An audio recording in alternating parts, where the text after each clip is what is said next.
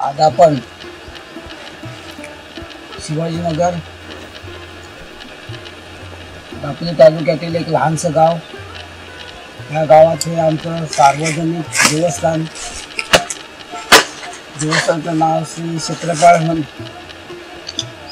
क्षेत्रपाळाची एक आख्यायिका आहे जुनी. आमच्या इथल्याच शेतकऱ्याची गाय सकाळी सोडल्यानंतर कोडव्यावर पाण्यासाठी यायचे लोक, पाण्यावर गुरा आणायची. पाणी पिल्यानंतर देवळाच्या पाठीमागं आमची गोखर होती. तिथं गुरं सगळे दुपारी बसायची. त्यातल्याच एका शेतकऱ्याची गाय त्या जाळीत जायची आणि त्या जाळीत हा दगड आहे, पण तो आता क्षेत्रपाळच आहे. खाली पिंडी आहे, त्याच्यासह तसाच होता. त्या पिंडीवरती जाऊन ती गाय नेहमी दुपारी आली, पाणी पिले की दुधाची धारा सोडायच्या आणि घरी मग दूध मिळायचं नाही. म्हणून त्या मालकाने एका दिवशी त्याच्यावरती पालक केली. पाणी पिऊन आल्यानंतर गाय कुठे जाते, फिरते, ती कुठे जाते, काय करते. आणि त्याला ते चित्र दिसलं.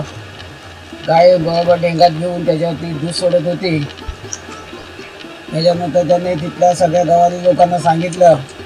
ते गवारी लोकही बघायला आले आणि नंतर गावात बोंबाबोंब झाली. लोक सगळी गावातली गोळा झाली दुसऱ्या दिवशी. आणि त्याने ते विचार करून आता जे देऊळ आहे त्या ठिकाणी लहानसं देऊळ बांधलं आणि त्याची सेवा करायला लागले. आज पण त्याच्या बाजूला वाल आहे, म्हणजे पर्या वाल आहे, बाजूला कोडवा आहे. हे पाणी 12 महिने चालू असतं. पाणी कधी कमी होत नाही.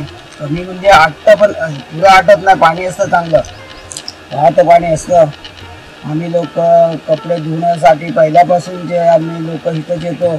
आमच्यापासून आमच्या गावाच्या एकूण 4 वाड्या, 2 वाड्या आमच्या इथं जवळ आहेत, खाली देवळाच्या जवळ, आणि 2 वाड्या जवळ 1 ते 2 किलोमीटरवरती आहेत. पण कार्यक्रमासाठी सगळे आम्ही गाव इथं एकत्र गोळा होतो.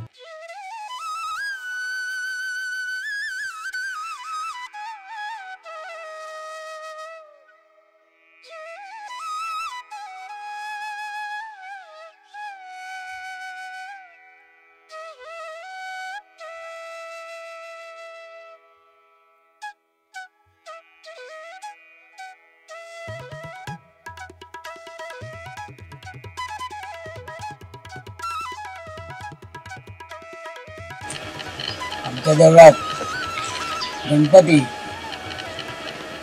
क्षेत्रपाळ, खेन, गोवारी, कालकाई देवी, गावरक्षक, वेताळ आणि पुढे 2 देवी आहेत. करीन, आठवड करीन अशी त्यांची नावं आहेत. माझ्या माहितीप्रमाणे पुढे नावं आहेत, पण मला ती तेवढी आठवत नाही. त्या देवाच्या जिथं देव सापडला त्याच्या जवळपासच त्या सर्व हे देव मिळालेले आहेत. तेव्हा आमच्या लोकांनी त्यावेळेला विचार करून ते एकत्र मांडले. ते पूर्वी वेगवेगळे असे राऊंडला होते. पहिला कटडा होता त्यावेळेला. गाभाराच्या वाटेमध्ये आम्ही 15 किलो त्यावेळेला हे एका लाईनीत बसवले. अजून त्यांचं काम करायचं आहे, त्यामुळे आता आम्ही असं बसवले. पुढच्या वर्षी जमलं तर आम्हाला ते देव नवीन घडवायचे आहेत, मोठ्या नवीन घडवायच्या आहेत, तसं सर्वांच्या मनात आलेलं आहे. तो आमचा विचार आहे. त्यामुळे ते सगळे देव एका लाईनीत व्यवस्थित बसतील अशी आम्ही आशा करून आहोत. मेन देव जो क्षेत्रपाळ आहे, पिंड आहे, पिंड्यातून तो पिंडीवरती बसलेला आहे. आणि तो गोळा जरी वाटला गोळ, पण तो देवस्थान, ते मेन देवस्थान आमचं आहे, रक्षक आमचा गावचा. त्याचीच आम्ही सेवा करतो. बाकीच्यांची सेवा करतो करत नाही असं नाही, त्यांची सेवा करतो. पण देव, मेन देव क्षेत्रपाळ कधी झालं आम्हाला काही कल्पना नाही. आजोबा पंजोबांनी आमच्या कधी बांधलेलं, पण ते लहानसं होतं, साध्या भिंतींचं वगैरे असं मातीचं.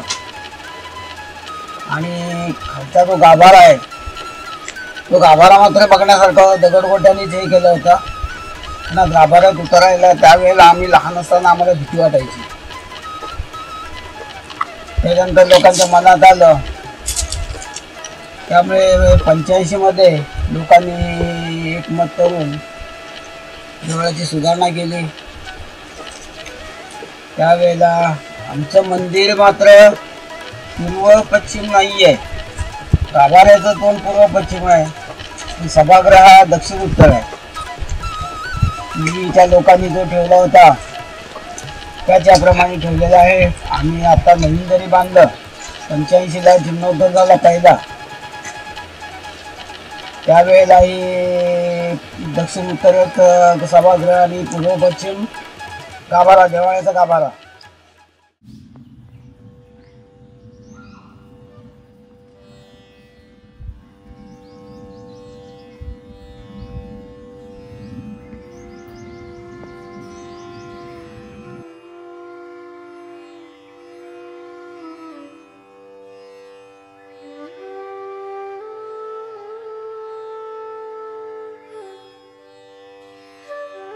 कुठलंही काम करायला हलं तर देवाची परवानगी घेतो. कुठलंही काम जरी देऊळ नवीन बांधायचं म्हटलं तरी देवाचं परवानगी लागते. त्यासाठी गावच्या ठिकाणी देवाला कळे लावतात.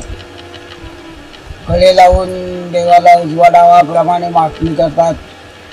देवाने उजवा आपण मागितला, जर उजवा दिला तर होकार असतो, डावा दिला तर नकार असतो. परत विनंती करतात. त्या ज्यांनी जर नाही जे झालं, जर वेळेला नाही झालं तर मग ते कुठलंही काम असो ते रद्द ठेवतात. गाभाऱ्याच्यासाठी सुद्धा आम्ही प्रयत्न केला. नवीन मंदिर आम्ही आता हे बांधलं 22 मध्ये, त्यावेळेला कळे लावून की आम्हाला बसायला सभागृह आहे आणि तू उन्हात पावसात तसाच आहे, तर तुझ्यासाठी आम्ही काहीतरी सावट करतो, खालून वर तरी सावट करतो. ते देवाने नकारच दिला. त्यामुळे देवाच्या विरोधात आम्ही गेलो नाही. मी पहिल्यापासून जी प्रथा चालू आहे, देव उन्हात पावसात आहे तसाच आहे. सेवा त्याची आता आम्ही करतो. 22 पासून महाशिवरात्रीचा कार्यक्रम जोरात करतो. माहितीप्रमाणे तरी एक 50-60 वर्षापूर्वी कोळी लोक पाऊस येण्यापूर्वी ज्या होड्या बाहेर काढायचे समुद्राच्या, आणि पाऊस संपल्यानंतर ते परत समुद्रात लोटायचे. साधारण नारळी पौर्णिमेनंतर. पण ते त्यांची होडी पाण्यात लोटण्यापूर्वी आमच्या देवाला कळे लावायला यायचे. त्यावेळेला कोळी लोकांची बरीच लाईन लागायची, चालत यायचे बिचारे. कोकंबाळीतून मार्ग होता, कोकंबाळी रानवाडीकडून त्या डागेने ते इथं पण देवळाकडून यायचे. त्यावेळेला काय वाहनांची सोय नव्हती, त्यामुळे ते चालत यायचे, चालत जायचे, देवाकडे कौल मागायचे. देवाने कौल दिला की होडी ते पाण्यात लोटायचे आणि त्यांचं कामाला ते सुरुवात करायची. पण आमच्या देवाची परवानगी घेतल्याशिवाय ते लोक होडी पाण्यात लोटत नव्हते. आता तसं कोणी येत नाही आहे. आता सुधारणा पण झाली. देवाला तेवढे लोक मानणारे पण नाही आहेत. जुने लोक ते गेले. आता नवीन प्रमाणे सगळं चाललं.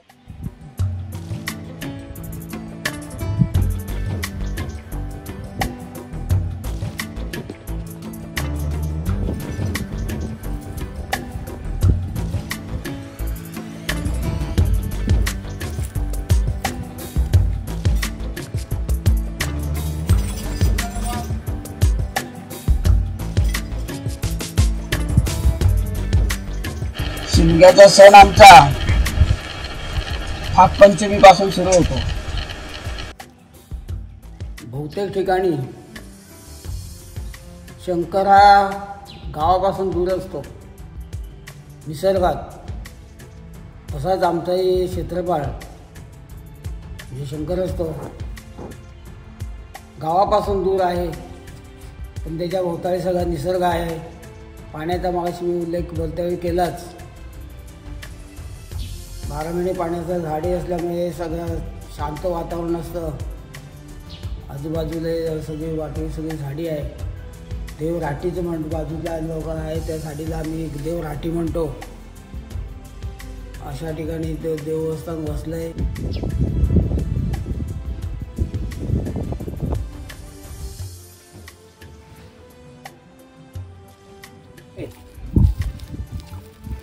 हे गोळे आमचे साना होते त्या दिवशी उचलतात. हा मोठा असला तरी तो छोटा आहे. तो छोटा ह्या मोठ्यापेक्षा वजनदार आहे. आणि पुढचा व्हिडिओ बघायला विसरू नका. होम पालखी सजलेली बघायला मिळेल, नाचताना बघायला मिळेल. ते मात्र विसरू नका. कडे लावलेले बघायला मिळतील.